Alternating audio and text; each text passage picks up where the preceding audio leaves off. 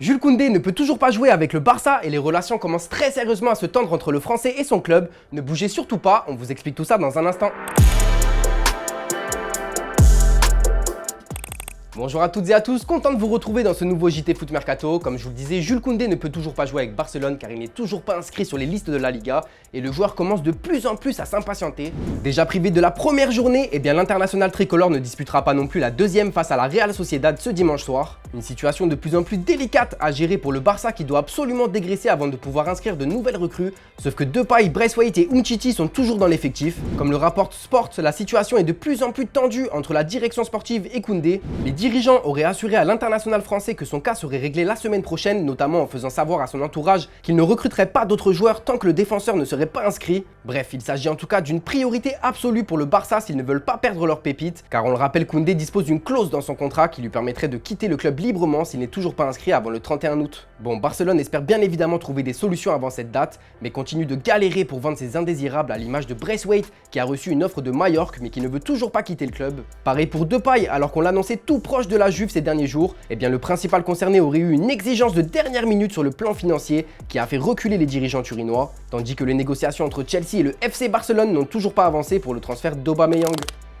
Allez, on passe au Paris Saint-Germain. Luis Campos, Galtier ou encore Renato Sanchez vont retrouver leur ancien club ce soir face à Lille dans cette grosse confrontation lors de la 3e journée de Ligue 1. Et vous commencez à en avoir l'habitude, avec Paris en Sport, on vous offre un bonus de bienvenue allant jusqu'à 200 € avec 10 € de free bet également. Tout ça avec le code FML1. Puis si vous manquez d'inspiration, je vais vous donner les pronos de la rédaction. Stéphane voit une courte victoire 2-1 pour Paris, victoire un peu plus large pour Antoine 3-1, alors que Guillaume envisage un 3-0 pour les joueurs de Galtier. Et l'occasion pour moi aussi de vous proposer un petit pari fun avec Neymar plus Mbappé qui marque plus de 2,5 buts dans le match, coté à 6,25.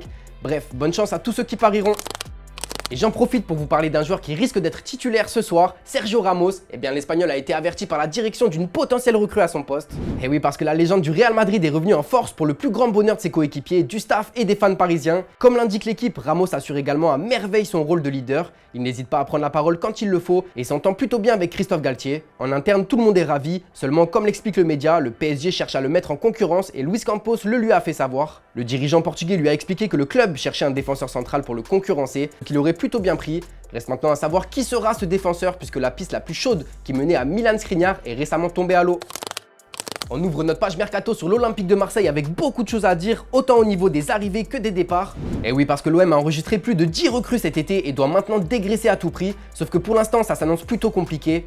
On parlait d'un possible échange ces derniers jours avec l'Atalanta entre Under et le milieu de terrain Malinovski. Mais cette piste semble s'éloigner puisque l'Ukrainien ne semble pas très chaud à l'idée de rejoindre la Ligue 1 en sachant que Tottenham voudrait également s'offrir le milieu de terrain. Bref, une piste à oublier pour l'OM pour le moment. Du côté des départs, Jordan Amavi intéresse le Dynamo Zagreb mais le latéral aurait refusé une offre de la part du club en attendant de trouver un projet sportif plus séduisant. Alors qu'on le rappelle, Bamba Dieng et Tchaleta Tsar sont toujours en instance de départ, même si une majorité des supporters sont en colère de voir le jeune Sénégalais se faire boycotter par sa direction. En tout cas, une chose est sûre, plusieurs éléments offensifs devront partir et la direction olympienne aurait d'ailleurs fixé le prix de Milik à 20 millions d'euros. Du côté des arrivées maintenant, c'est Eric Bailly, l'Ivoirien de Manchester United qui pourrait débarquer très rapidement sur la Canebière.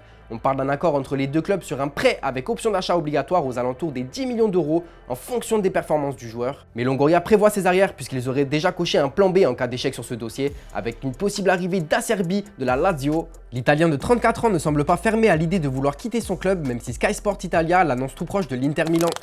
D'ailleurs, un ancien Marseillais, William Saliba, est en train de devenir le nouveau chouchou des supporters d'Arsenal. C'est simple, le Français a inscrit un but en pleine lucarne hier, un bijou. Et les fans anglais lui ont rendu hommage avec une nouvelle version de la chanson Tequila qu'ils ont transformée en Saliba. Je vous laisse écouter ça.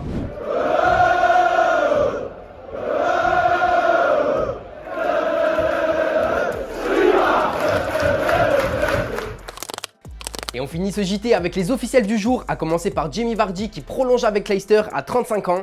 Les Foxes ont annoncé la nouvelle via un communiqué officiel. L'attaquant international anglais aux 26 sélections est désormais lié jusqu'en juin 2024 avec le club anglais. Et c'est également officiel pour Giacomo Raspadori qui est un nouveau joueur de Naples. L'attaquant de 22 ans est prêté avec option d'achat par Sassuolo pour la saison à venir. Pareil pour Gina Ebimbe, le Chichi parisien rejoint Francfort en Bundesliga. Il s'agit d'un prêt avec option d'achat qui devrait tourner aux alentours des 6,5 millions d'euros. Voilà, c'est tout pour aujourd'hui. Je vous souhaite une très bonne soirée à tous et on se retrouve dès demain matin pour une nouvelle revue de presse sur Foot Mercato.